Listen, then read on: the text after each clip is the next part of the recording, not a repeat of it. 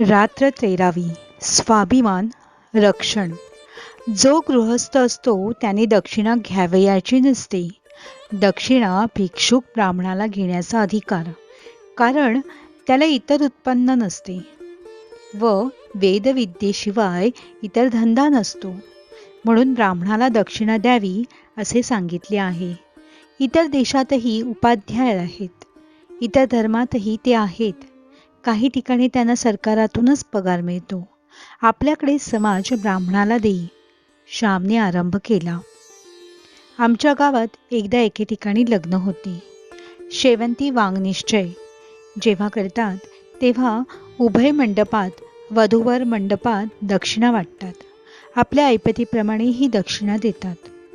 वधू घरचा एक उपाध्याय व वरा घरचा एक उपाध्याय असे दोघे बरोबर दक्षिणा देत मंडपात हिंडतात.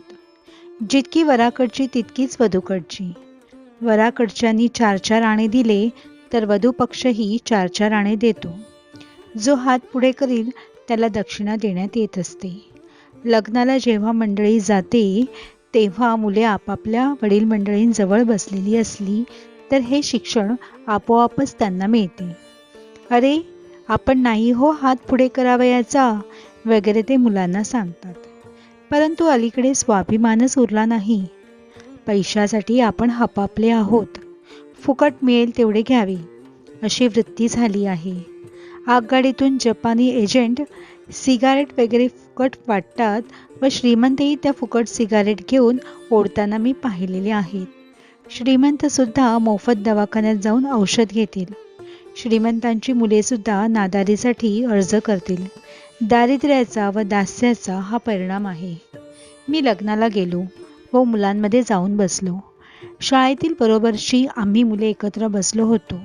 एका बाजूने बसले म्हणजे खोड्या करता येतात, टवाळकी करता येते. कोणाच्या टोपीवर नारळाची शेंडी ठेवा, कोणाच्या खिशात खडे टाक, कोणाला हळूच चिमटा घे असे चालते. दक्षिणा वाटण्यात आली. काही मुलांनी हात पुढे केले. मीही माझा हात पुढे केला. सहज गोष्ट होऊन गेली. माझ्या लक्षात चूक आली नाही. लहानपणी पैसे हातात असले म्हणजे आनंद होतो. मी ते 2 आणे घेऊन घरी आलो व मोठ्या हर्षाने आईजवळ द्यावयास गेलो. जणू माझ्या कमाईचे, माझ्या श्रमाचेच ते होते. भटजी 12-12 वर्ष मंत्र शिकतात, ते विधी करतात, तर त्यांना घेऊ दे. मला ते 2 आणे घेण्याचा काय अधिकार? प्रत्येकाने श्रमावे व मोबदला घ्यावा तरच ते शोभून दिसते. आईने विचारले, कोठले रे पैसे? मी म्हटले, शेवंती वांग निश्चयाचे लग्नात मिळाले. आई एकदम ओशाळली. तिचे तोंड म्लान झाले. आम्ही गरीब झालो होतो. आपण गरीब म्हणून मुलांनी दक्षिणा आणली का? का आपण गरीब झालो म्हणून कीव येऊन भिक्षुकांनी आपल्या मुलाच्या हातावर पैसे ठेवले? कारण एखाद्या घरंदाज घराण्यातील मुलाने हात पुढे केला तर भिक्षुक आपण होऊनच त्या मुलाला म्हणे, वेड्या, तू का हात पुढे करावयाचा? तू त्या डोंगराकडचा ना. माझ्या मुलाला भिक्षुक असे का म्हटले नाहीत? त्यांना आमची कीव आली. जगात दुसऱ्याने आपली कीव करावी याहून करुणास्पद व दुःखप्रद दुसरी गोष्ट आहे? आईच्या मनात असे शेकडो विचार त्यावेळी आले.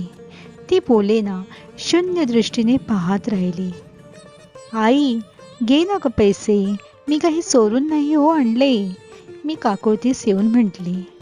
आई म्हणाली, श्याम, आपण गरीब असलो तरी गृहस्थ आहोत. आपण भिक्षुक नाही. भिक्षुकीचा धंदा आपला नाही. आपण दक्षिणा घ्यायची नसते, ते आपले काम नाही. आपण दुसऱ्याला द्यावी. भटजी वेद शिकतात, धार्मिक कामे करतात, त्यांना शेतभात नसते. ही दक्षिणा, हेच त्यांचे उत्पन्न. मी म्हटले, आपल्या गावातील ते पांडू भटजी किती श्रीमंत आहेत. त्यांनी तरी दक्षिणा घ्यावी का? सावकारी करतात, शेतीभाती आहे. हे असले कसले भटजी? आई म्हणाली, तो त्यांचा दोष. पूर्वी भटजींना दक्षिणा जास्त मिळाली तर ते गोरगरिबांना देऊन टाकीत. घरी मुले शिकावयास ठेवीत. त्या पांडव प्रतापात नाही का? की नळराजाने ब्राह्मणास खूप धन दिले. ते धन ब्राह्मणाने वाटेतच दुसऱ्यांना वाटून दिले. ऋषींच्या घरी कितीतरी मुले शिकाव्यास राहत असत. आपण गृहस्थ, आपण दक्षिणा घेऊ नये. तू पुन्हा पुढे हात करू नकोस. रोहिदास पाणपोईचेही पाणी प्यायला नाही. गृहस्थाने जगास द्यावे, जगापासून घेऊ नये. आईने ते 2 आणे शेजारी बाळू म्हणून गडी होता त्याला देऊन टाकले. मित्रांनो, जगापासून जितके आम्ही घेऊ तितके जगाचे आपण मिंधे होत असतो. आपण दीनवाणे होत असतो. दुसऱ्यांच्या तोंडाकडे पाहणारे होत असतो. दीनवाणे जगणे हे पापच आहे. ताठरपणे, उन्मत्तपणे जगणे हेही पापच. जगाचे मिंदे होणे नको. युरोपमध्ये ही स्वाभिमानी वृत्ती लहानपणापासूनच शिकवण्यात येत असते. आईबापांच्या पैशावर जगणे हा तेथे मिंधेपणा व कमीपणा मानतात. अमेरिकेचे प्रेसिडेंट हुवर यांची गोष्ट सांगतात. त्यांनी आपल्या 13 वर्षे वयाच्या मुलास मजुरीने काम करावयास पाठवले.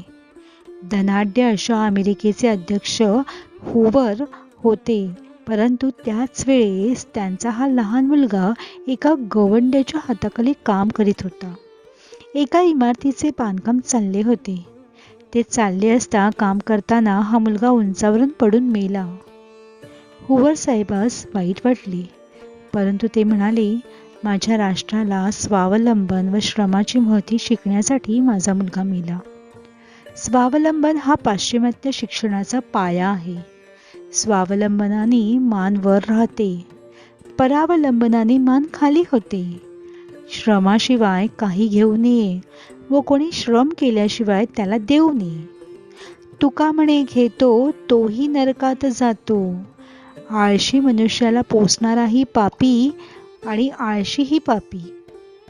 कोणा आळशाला जेव्हा आपण देतो तेव्हा तो मिंधा, दीनवाणा असतो व आपण ऐटीत असतो. याच्या उलट त्याच्याकडून काहीतरी काम करून घ्यावे. लाकडे फोडून घ्या, कपडे धुवून घ्या, जमीन खणून घ्या, काहीतरी काम करून घ्या. त्यात खरोखरच त्या माणसाचा उद्धार आहे. उद्योगहीनास पोसण्यात देवाचा अपमान आहे. देवाने दिलेल्या हातापायांचा बुद्धीचा अपमान आहे. स्वावलंबन, स्वाभिमान, श्रम यांचे मत याच रशियात शिकवण्यात येत आहे. नुकताच एक अमेरिकन मानसशास्त्रज्ञ रशियात गेला होता. रशियातील परिस्थिती, तेथील अंतर्बाह्य परिवर्तन पाहावयास तो गेला होता. मजुरांना वाटण्यासाठी म्हणून त्यांनी झरण्या म्हणजेच फाउंटन पेने, चॉकलेटच्या वड्या, सुंदर चाकू वगैरे वस्तू घेतल्या होत्या.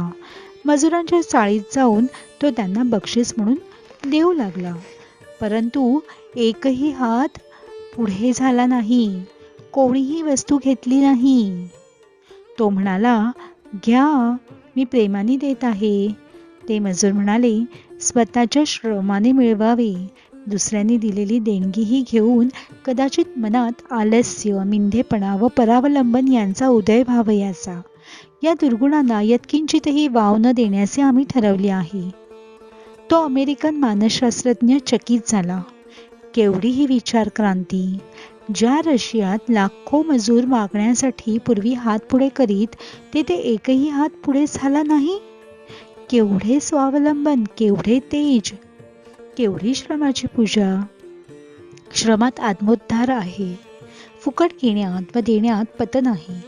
हे हिंदी मुलांना, तमाम हिंदी जनतेला समजेल तो सुदीन घरीदारी शाळेत हे शिक्षण देण्यात आले पाहिजे. उष्टे कोणाला घालू नये असा धर्मनियमच झाला पाहिजे. खरा धर्म श्रमांना उत्तेजन देणे हाच होय. आळसाने भीक मागणारा व श्रीमंत असल्यामुळे गाद्यांवर लोळून खाणारा दोघे किडेच. श्रीमंतही दुसऱ्यांच्या श्रमावर जगतो व आळशी भिकारी दुसऱ्यांच्या श्रमानेच खातो. हे दोघे समाज वृक्षावरील बाणगुळे आहेत. उन्हातानात काम करणारा मजूर, रस्ते झाडणारा झाडूवाला, मलमूत्र नेणारा भंगी, मेलेली गुरे फाडणारा ढोर, वाहडा बांधणारा चांभार हे सारे आयते खाऊ लोकांपेक्षा पवित्र आहेत, श्रेष्ठ आहेत. काहीतरी निर्माण करा, विचार निर्माण करा, धान्य निर्माण करा, स्वच्छता निर्माण करा, काहीतरी मंगल असे, सुंदर असे, हितकर असे निर्माण करा. तरच जगण्याचा तुम्हास अधिकार आहे. ज्या राष्ट्रात समाज संवर्धक, समाज रक्षक, समाज पोषक श्रमाची पूजा होते, ते राष्ट्र वैभवावर चढते. बाकीची भिकेस लागतात. माझ्या आईने मला स्वाभिमान शिकवला. मिंधेपणा म्हणजे मरण हे शिकवले. दुसऱ्यांचे घेऊ नकोस, दुसऱ्यास दे हे शिकवले.